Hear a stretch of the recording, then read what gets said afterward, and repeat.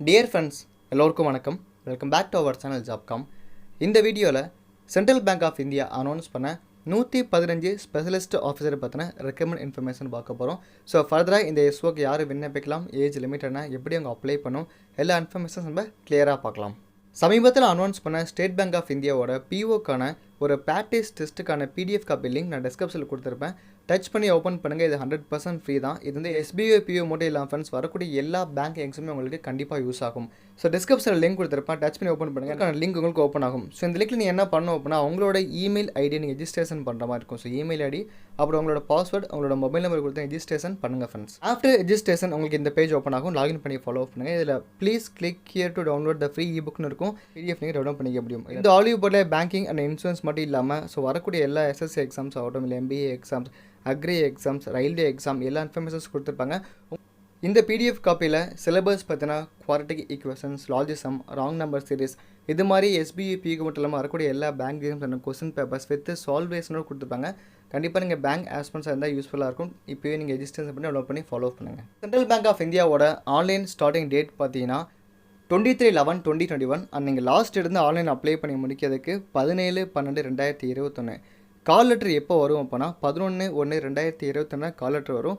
டென்டேட்டிவாக online exam எங்கே இருக்குன்னா 22/1/2022. Central Bank of இந்தியாவை பற்றி சொல்லணும் அப்படின்னா leading public sector bank. India ஃபுல்லாக 4590 பிரான்ச்சஸ் இருக்குது. 31 எம்ப்ளாய்ஸ் மேலே ஒர்க் பண்ணியிருக்காங்க ஃப்ரெண்ட்ஸ். ஓகே, இப்போ அனௌன்ஸ் பண்ண ஸ்பெஷலிஸ்ட் ஆஃபீஸர் என்னென்ன மாதிரி கேட்டகரிஸ் இருக்குன்னா எக்கனாமிக்ஸ், இன்கம் டேக்ஸ் ஆஃபீஸர், அப்புறம் information technology, data scientist, credit officer, data engineer, இது மாதிரி 16 விதமான பதவிகள் சொல்லியிருப்பாங்க. எல்லாமே ஸ்கேல் இருக்கும். அப்புறம் என்ன கேட்டகரி ரிசர்வேஷன்ஸ் தெளிவாக காமிச்சிருப்பாங்க. மொத்தமாக 115 வேகன்சிஸ் இருக்குது ஃப்ரெண்ட்ஸ். எலிஜிபிலிட்டி பார்க்கலாம். இந்தியன் சிட்டிசன் அப்ளை பண்ண முடியும்.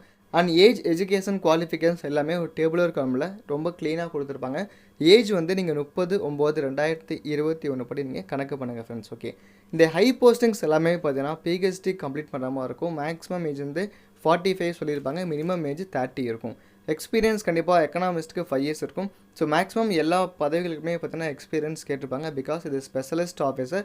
ஸோ எல்லா பதவிகளுக்குமே அந்தந்த பதவி தகுந்த மாதிரி எக்ஸ்பீரியன்ஸ் கேட்டிருப்பாங்க. மினிமம் 2லேருந்து ஆரம்பித்து மேக்ஸிமம் 10 இயர்ஸ் வரைக்கும் எக்ஸ்பீரியன்ஸ் இருக்கும். இப்போ இன்கம் டேக்ஸ் ஆஃபீஸருக்கு பார்த்தீங்கன்னா கண்டிப்பாக சிஏ அவங்க பாஸ் பண்ணிக்கணும் ஒரே ஒரு அட்டம்ப்ட்டுக்குள்ளார. நெக்ஸ்ட் ஐடி ஆஃபீஸருக்கு பார்த்தீங்கன்னா ஃபுல் டைம் மாஸ்டர்ஸ் டிகிரி பண்ணியிருக்கணும். ஆறு பேச்சுலர்ஸ் டிகிரி இன் இன்ஜினியரிங்கில் பண்ணியிருக்கணும்.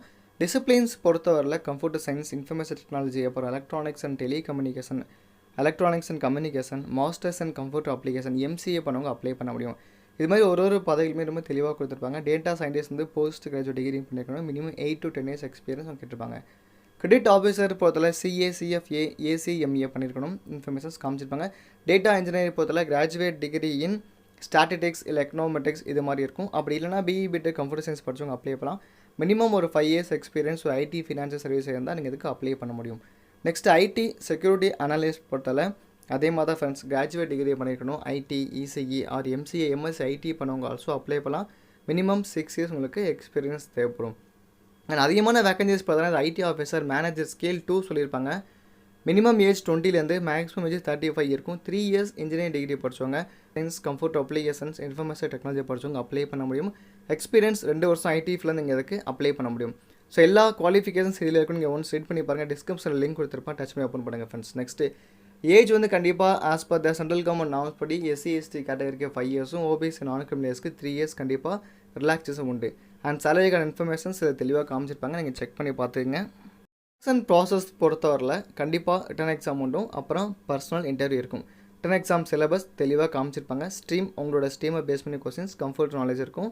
பேங்கிங், ப்ரெசென்ட் எக்கனாமிக் சினாரியோ பற்றின கொஸ்டின்ஸ் கேட்டிருப்பாங்க. கண்டிப்பாக பெனால்ட்டி ஆஃப் ராங் ஆன்சர்ஸ் உண்டு. 0.25 மார்க்ஸ் ரெடியூஸ் ஆகும் நீங்கள் தப்பாக எழுதுற ஒரு கேள்விக்குமே. அப்ளிகேஷன் ஃபீஸ் எஸ்சி எஸ்டி கேண்டிடேட்ஸ்க்கு வந்து 175 + ஜிஎஸ்டியும், மற்ற கேண்டிடேட்ஸ் எல்லாமே பார்த்தீங்கன்னா 850 + ஜிஎஸ்டி கண்டிப்பாக நீங்கள் ஆன்லைனில் பேமெண்ட் பண்ணுற மாதிரி இருக்குது ஃப்ரெண்ட்ஸ். ஓகே, இந்த அப்ளிகேஷன் மோடு பொறுத்தவரை கண்டிப்பாக ஆன்லைன் அப்ளிகேஷன் மோடாக நீங்கள் ஆஃப்லைன் இருக்கிறது வாய்ப்பு இல்லை. 23/11 ஓப்பன் ஆனதுக்கப்புறம் நீங்கள் ஆன்லைன் அப்ளை பண்ணிக்க முடியும். லாஸ்ட் டேட் 17/12 சொல்லியிருப்பாங்க. ஃபர்தராக எல்லா இன்ஃபர்மேஷன்ஸ் தெளிவாக இருக்கும். நீங்கள் ஒன்று செக் பண்ணி பாருங்கள். ஃபர்தராக டவுட்ஸ் கமெண்ட்ஸ் தான் கண்டிப்பாக நீங்கள் கமெண்ட் செக்ஷனில் தெரியப்படுத்துங்க. நான் ரிப்ளை பண்ணுறேன். ஃபோட்டோக்கான இன்ஃபர்மேஷன், சிக்னேச்சர் இன்ஃபர்மேஷன்ஸ் கண்டிப்பாக இதிலே இருக்கும்.